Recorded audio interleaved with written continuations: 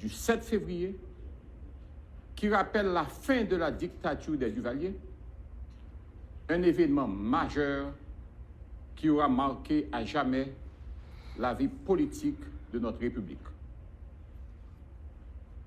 L'autorité de l'histoire se construit avec les dates qui permettent aux sociétés humaines de se situer entre le relief du passé et un présent à élargir sans cesse. C'est donc une démarche intellectuelle qui participe à la formation de la conscience de l'homme, toujours dans le besoin constant de saisir le mouvement de son évolution pour se projeter dans l'avenir.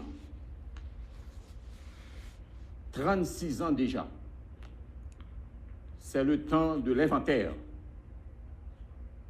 C'est aussi le temps d'une génération qui a droit à des explications. Il est donc important de revoir les idées qui ont entouré le 7 février 1986, celles qui ont appelé une civilisation du nouvel être haïtien déterminé à redevenir propriétaire de lui-même pour être artisan de son pays. La Constitution du 29 mars 1987 aura été cette œuvre qui annonce le nouveau régime politique que les Haïtiennes et les Haïtiens ont choisi librement pour régler la vie institutionnelle dans leur pays. Le constat aujourd'hui, malheureusement, est que la démocratie a été détournée en faveur du populisme qui traduit un manque d'horizon greffé sur un fondement intellectuel qui n'a pas été à la hauteur des aspirations. Les conséquences sont telles que notre charte fondamentale en est sortie souillée par des imposteurs qui ont pris toutes les précautions pour empêcher la mise en place des institutions. Or, la culture repoussée cède toujours sa place à la barbarie. Et c'est ainsi que notre pays est devenu un lieu désert, orphelin de son président assassiné, lâchement assassiné, et pour qui encore aujourd'hui nous demandons justice. Avec son Parlement réduit au tiers du Sénat et son pouvoir judiciaire qui résiste à l'asphyxie. La République d'Haïti est de facto aujourd'hui. Et la population est placée sous la dictature de la défiance. À la faveur de ces circonstances, et de manière très peu orthodoxe, en marge de toute légalité, la réalité du pouvoir est saisie par le Premier ministre qui n'est pas parvenu à l'exercer. Voilà 7 mois depuis que le docteur Ariel Henry, de son lieu, n'est pas en mesure de dire en quoi consiste son mandat, alors que les conditions de vie de la population continuent de se dégrader. L'État, qui n'a pas l'autorité, est donc incapable d'agir sur les sécurités et par conséquent inapte à préparer, bien sûr, et organiser de bonnes élections. Le pouvoir, en général, se reconnaît à son exercice. Et un pouvoir qui n'agit, et surtout qui n'agit pas, n'en est pas un. Combien de cadavres encore pour nous compter en plus? Combien de kidnappings, cas d'enlèvement encore pour nous compter en plus?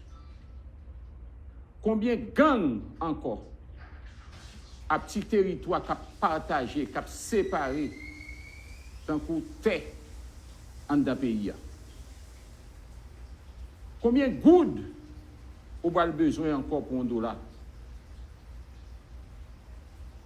Comment faut-il continuer encore à dépenser l'argent de l'État sans compter et sans contrôle? Les questions sont nombreuses pour exposer incapacité gouvernement des fêtes, dont chef, journée jeudi, le docteur Ariel Henry, constitué principal obstacle pour le dialogue national. Devant dégradation accélérée vie politique là, en Haïti, le gouvernement en place là, il n'y a pas de trop gros bagailles pour le faire. Sous problème qui a affecté le pays et qui de plus en plus a pas aggravé. Une seule voie a été ouverte à la nation.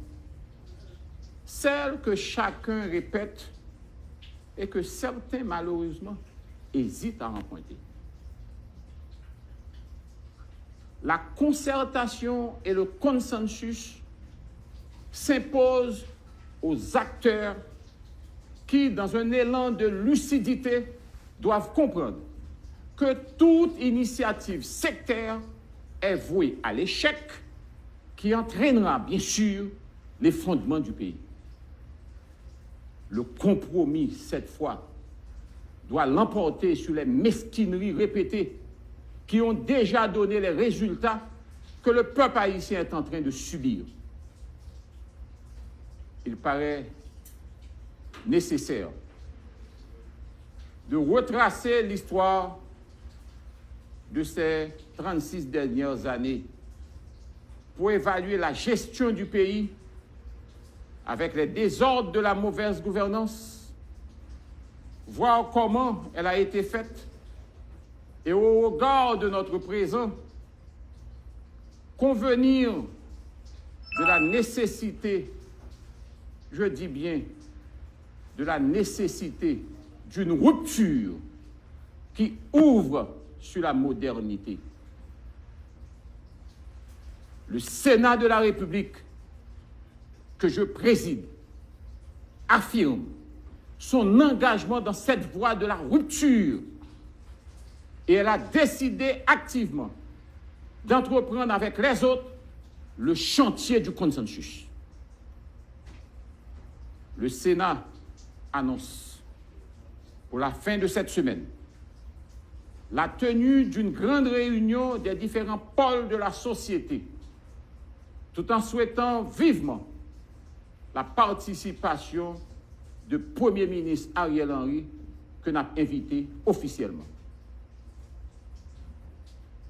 Les patrons bonheur pour nous voyer beaucoup de compliments à tout secteur qui ont même souhaité les bons offices du Sénat.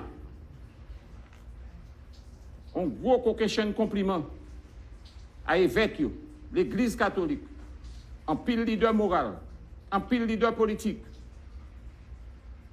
qui croient que eux-mêmes, c'est seulement consensus qui est capable de mener nous sur voie de libération que nous avons souhaité pour le pays. La détérioration de notre société haïtienne est manifeste pour exiger le consensus au lieu de la confrontation stupide. Et je dis bien stupide. Le Sénat réitère sa position ferme qui constatait, jeudi à même, à minuit,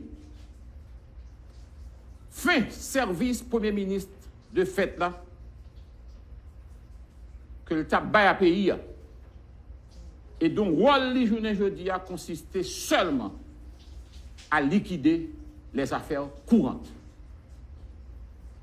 En ce sens, nous avons demandé au Premier ministre pour ne pas outrepasser limite que la loi à la constitution pays en Bali par rapport à nouveau statut que le gagne aujourd'hui.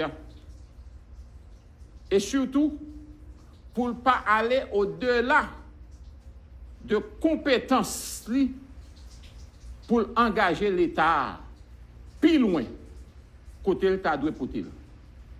Je ne m'entends pas là. Mettez conseil électoral campé, fait assemblée constituante, prend un ensemble d'initiatives pour faire des gros projets d'envergure pour le pays. On a dit, Premier ministre, rôle confiné à partir de aujourd'hui à liquider uniquement les affaires courantes. Et c'est ça que fait. Nous dit Premier ministre.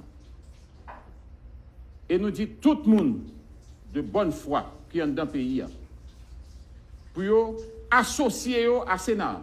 Et me tendez Premier ministre à travers Miami Herald qui dit que tu as content chita avec 10 sénateurs. Nous prenons au mot et nous allons inviter, associer là pour nous capables. Bon côté CSPJ, bon côté tout acteur qui gagne accord, qui gagne consensus, pour que définitivement nous mettions le pays à l'autre côté. Ça pays à vivre là, il n'est pas mérité. Pour l'autre monde qui a encouragé le Premier ministre, aller dans la mauvaise voie, n'a dit, c'est pas plus bon voie. On évite de mettre engrais dans le jardin diable. Je ne veux dire, on te dit, et qu'on voit déjà, drap chirenet, pas de drap encore qui peut couvrir pièce pied moun. Nous ne sommes pas capables de craser la dernière chance que nous gagnons pour nous vivre sous le bout de terre. Nous avons dit attention, PM. Craser la bouteille là, c'est une. Mais ramasser les ingrédients de bouteille là, c'est deux. La situation est trop grave. Elle ne permet à aucun groupe, à aucun secteur de ruser avec les règles pour profiter des miettes. Il n'y a plus rien à prendre. Nous avons à ramasser notre pays, le relever avant de penser au pouvoir, à prendre par le biais des urnes, bien sûr. Parce que de toute façon, nous sommes pour des élections. Nous devons aller aux élections. Nous devons réunir les conditions indispensables pour la tenue de ces élections. Et cela doit passer obligatoirement et nécessairement par la tenue de ce congrès de consensus. Notre réunion, ou notre congrès de consensus, se propose d'avoir autour de la table les différentes tendances des différents secteurs de la vie nationale pour dégager un consensus, le consensus vrai, le consensus véritable, qui met un terme à la crise haïtienne, qui nous déshonore et nous avilit.